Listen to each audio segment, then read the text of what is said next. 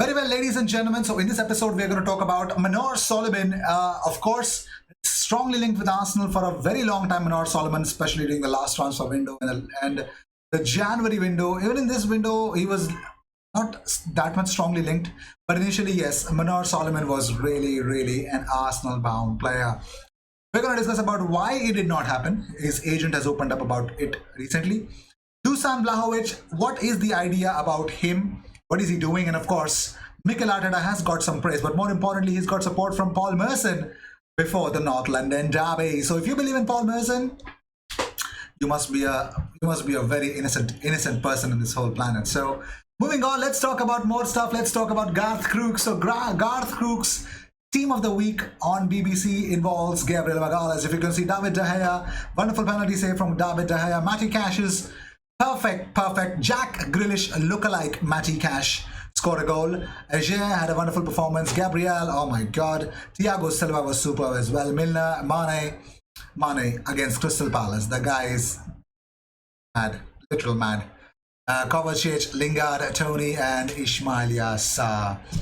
That's the team of the week for Garth Crooks. Moving on, so Mertesacker went on the Beautiful Game podcast and he opened up about what exactly is his stance. And of course, we got the whole quote from it. He says that someone needed to change that, make an effort going into the next period where you see other clubs overtaking us, but we are here to put the energy in and provide excellence for other generations and for the squad that is here. Edu needs to look more long term. We need to build a foundation for the next 3 or 4 years. Edu lives in 3 or 4 year cycles. Me being the academy head, I live in 10-year cycles now. Mikel needs to address that, the here and now. The next games are the most important as all club. It's as simple as that. Moving on, so minimum 10 duels. Takehiro Tomiyasu is second at aerial duels won percentage in the Premier League, having won 10 of his 12 duels in the air. Nathan Ake is 13 out of 13 and Jamal Lascelles is 15 out of 18. That is Takehiro Tomiyasu, where he's actually won all his duels, aerial duels for that matter. Moving on, well, Papa Wenger is going to be back. Well, he's recently asked whether will he manage again. He says, overall, we have to accept that our days come to an end at some stage. I don't rule it out, but I'm completely focused on FIFA and I don't worry too much about the rest. Even I'm too focused now on FIFA. Oh no, it's FIFA 22 is what I'm focused on as well. So let's see. Wenger also says that there are always people who say you're too old. So at the time, maybe I thought they were right, but I'm in good shape and I have not completely decided not to do it anymore. Come on, Papa Wenger. We all know if you got a very big national job, I think you should go to Dutch national team. It will be really good to see Depay play some beautiful Wenger ball. Moving on, here's what Paul Merson has to say about the whole thing. He says, no way Arsenal will lose it. Well, Merson believes that there are a lot of pressure on Tottenham having lost their last 2 games. He says, I think it's a big game at the weekend against Tottenham. It's always a big game anyway, but it becomes even bigger. I did a thing with Jamie O'Hara a couple of weeks ago about the Arsenal-Tottenham game, and I had to sit there. He absolutely rinsed me. He flew out today from the TalkSport studios. I said even then, when Arsenal had lost all 3 games and when Spurs had won all 3 games, that there is no way Arsenal will lose this football match. I don't see Arsenal losing the game. There is a lot of pressure now on Tottenham. The game yesterday, in the end, it was a bit like watching an under-10s team playing against a man's team. It was shocking. He's talking about Tottenham playing against Chelsea, so I understand what he's trying to say.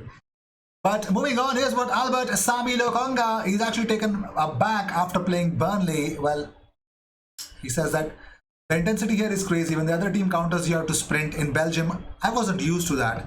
It's a big difference. It was a crazy game because they crossed from everywhere. I was not used to it. People told me you're going to see this is the real Premier League, typical English way to play. I was not expecting this kind of play. Well, welcome to the Premier League, Albert Sambi Lokanga. It's quite common over here to do that. Moving on, so talking about different stuffs, well, Takehiro Tomiyasu has opened up about a thing about his past. He says, I didn't want to be a swimmer, but I had 2 elder sisters and they both swam. I was supposed to swim as my sisters did, but I got an injury to my chin, so I could not swim, so I just started to play football. I changed my plan to play football. Talking about his injury, Tomiyasu says, I was playing with the treadmill when I was just 5 or something like that. I don't remember a lot. My grandmother said I got an injury and then I went to the hospital during the operation. I was always saying, I'm hot, I'm hot, I'm hot. I don't get it. Why do we need to process this information? Well, Sean Dyche on Burnley's overturned penalty against Arsenal. He says the keeper does get a touch on it, but equally does bring the player down. We had one given against us last year, which we felt was harsh, and we felt harsh. It doesn't get given on Saturday. Get out. Moving on, Sir Ben White and Gabriel can help Arsenal achieve a very rare feat that they only managed one last season. That is maintaining 3 clean sheets successively. Well, yes. Can Arsenal do it? Can Arsenal beat Tottenham and keep that clean sheet record? 3 consecutive clean sheets. That is what is going to talk of the town. So let's talk about it. Garth Crooks also again opened up. He's criticized Mikel Arteta even after his a turnaround in the last 2 games. He says the problem for Arsenal is they look miles from where they really should be right now, and the biggest culprit seems to be the manager. It was a really hard fought victory in the place that it is tough to come. Garth Crooks says that Mikel Arteta appears out of his depth. He has talented players at his disposal, and on occasions against Burnley, they showed it. However, it was a set piece that dug him out of a hole. Shut up, Garth. Shut up.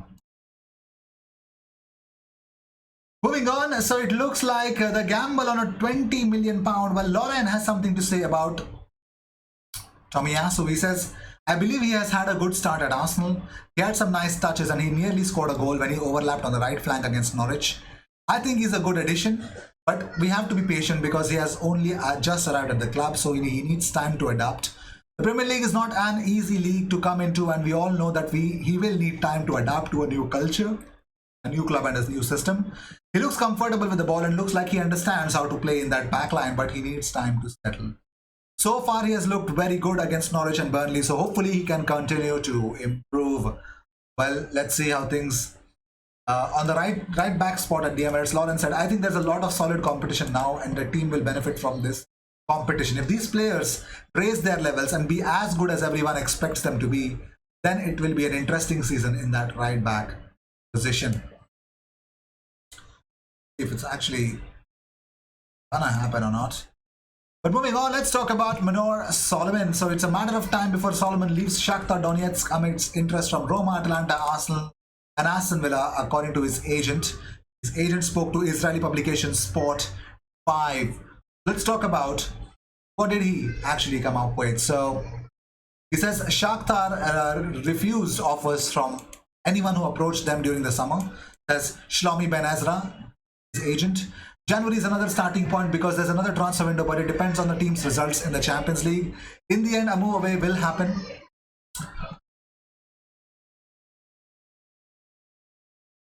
And also, speaking to One Today, Avram Grant confessed his belief that Solomon will end up in the Premier League eventually. He says, sure, there are no players like him who can easily dribble past players. He's getting better all the time. He's a professional guy. Let's see, where will Manor Solomon end up? Nobody knows. But Millwall boss Gary Rowett has been impressed with how Daniel Ballard has made a step up for the Championship, League One to the Championship, and urged the centre-back to maintain his form. He says, I read an interview that Dan did, and he said he was surprised at how quickly he's playing regular football with us in the Championship. But we brought him in with a view to him playing regular football. We watched him last year and we were impressed. There is always that question mark over a young player. Can they step up? But the fact is that he played for Northern Ireland against the likes of Holland. He had been tested at that higher level already. What I would say is he's handled it really well so far. He's shown that he can defend really well, and that's the main thing we are pleased with. I think it's been good so far for everybody involved in the move and for Dan's career. Now he's got to maintain that. That is the challenge. But moving on, let's talk about Dusan Vlahovic now. Apparently, it looks like he's not signing a new deal unless he gets a release clause of 80 million euros in his new deal. Now, it's a very weird ask, but Vlahovic has a lot of potential, but Gianluca Di Marzio reported that he has potential suitors in Tottenham. Arsenal, especially clubs from North London, are really vying for him.